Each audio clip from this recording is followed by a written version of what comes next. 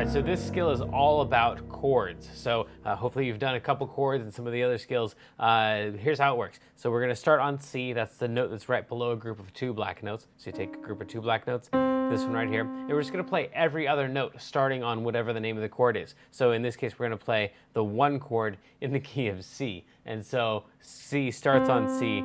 So this is 1, 2, 3, 4, 5, 6, 7, and 1, 7, 6, 5, 4, 3, 2, 1. So if we numbered the scale that way, then this would be number 1. So in C, C is number 1. So then we're going to play the 1 chord, which means we're going to start on 1 and then just go every other note. So this one, and then this one, and this one. This is the C chord, or the 1 chord in the key of C. So that's 1. And then we want the 5 chord after that. So imagine we just go 1, 2, 3, 4, 5, and then go every other note starting on 5. So that one, and that one, and that one, that's our 5 chord.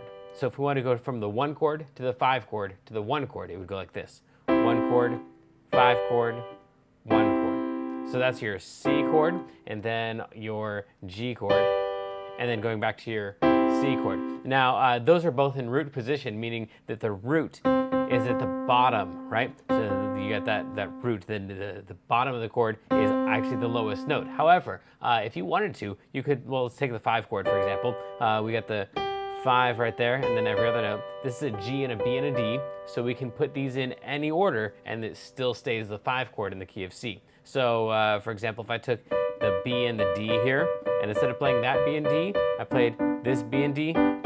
This is still a G and a B and a D, so it's still a 5 chord in the key of C, even though I've now put the letters in a different order. So now we can play C, that's the 1 chord, and the G chord, the 5 chord, and then back to the 1 chord. And this way, I'm keeping this note right here that was in common with both notes, with both chords, keeping that one in its same spot.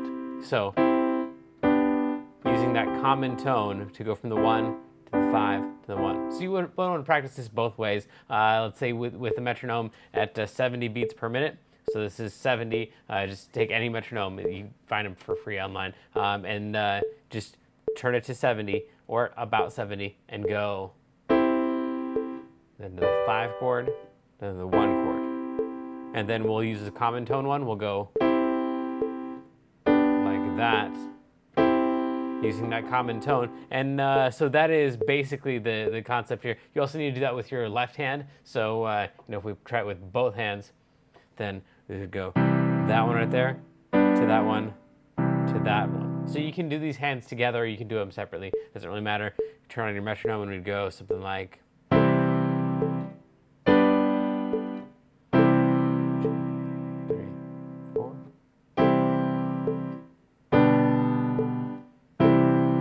Right? So the left hand by itself would go like.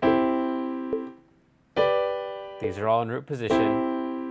And then we'd use the common tone one. We'd go from the 1 to the 5 to the 1. So that's basically the skill. Both hands, you can separate them, like I said, 1 to the 5 to the 1, both in root position, keeping the root as the lowest note, and also the common tone where you keep that whatever the 1 note is that's staying the same between the 2 chords, keeping that one the same. So you can do this. Good luck. Have fun.